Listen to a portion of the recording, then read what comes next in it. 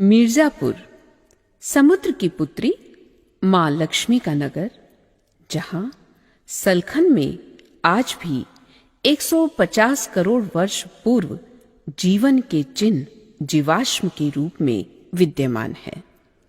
विंध्याचल की गोद में बसा ये शहर आर्यवर्त का आरंभ से ही केंद्र बिंदु रहा है।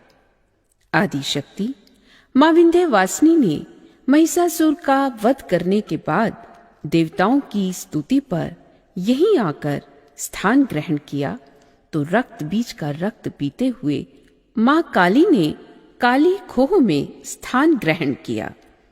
कंस के हाथों छूटने पर योग माया भी यहीं आकर अपनी अग्रजाओं के ही अनुरूप गंगा के किनारे निवास करने लगी। इन तीनों शक्ति पीठों की महिमा सनातन काल से ही भारत भूमि में व्याप्त है।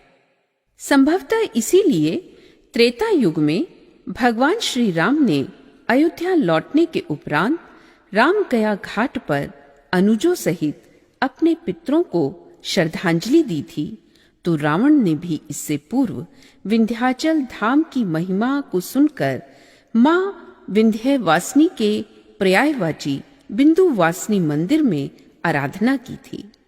सीता मैया भी पति के घर से निकलने के बाद इसी शहर से थोड़ा सा आगे चलकर वाल्मीकि आश्रम पहुंची और वहीं सीता समाहित स्थल में उन्होंने अपने जीवन की लीला का समापन किया। मिर्जापुर भारत का केंद्र बिंदु है। ये कोई कल्पना नहीं, हकीकत है। जरा अमरावती चौराहे पर स्थित भारत सरकार के IST स्थल पर जाइए, जहां से पूरे देश की घड़ियों का समय मिलाया जाता है, और आप भी अपनी घड़ी का मिलान कर लीजिए। समय की ये घड़ी द्वापर युग में भी टिक टिक टिक टिक कर रही थी। मिर्जापुर की तहसील चुनार में जो किला मौजूद है, ये वही किला था जहां जरासंध ने हजारों राजाओं और राजकुमारियों को बंधक बनाया हुआ था और जिनका उद्धार भगवान श्री कृष्ण ने स्वयं किया। राजपाट त्याग कर वैराग्य धारण करने वाले राज ऋषि राजा भर्तृहरि की समाधि भी इसी किले में मौजूद है। आधुनिक काल में चंद्रकांता संतति जैसे तिलिस्मी उपन्यास की रचना भी इसी किले की आधार भूमि पर बाबू देवकी नंदन खत्री ने की थी।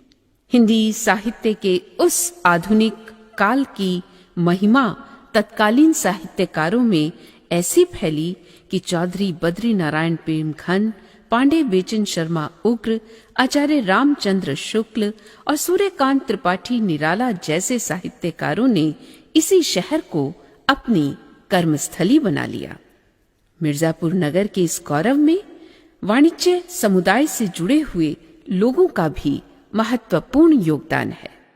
टाउन हॉल और वहां बना घंटा घर, कलात्मक पक्का घाट, पूर्णजला नदी पर बना ओझला का पुल, नागवंशियों द्वारा निर्मित नागकुंड, पक्की सराय और चीनी हवा का कुआं अपने सौंदर्य से आज भी देखने वालों का मन मोह लेते हैं।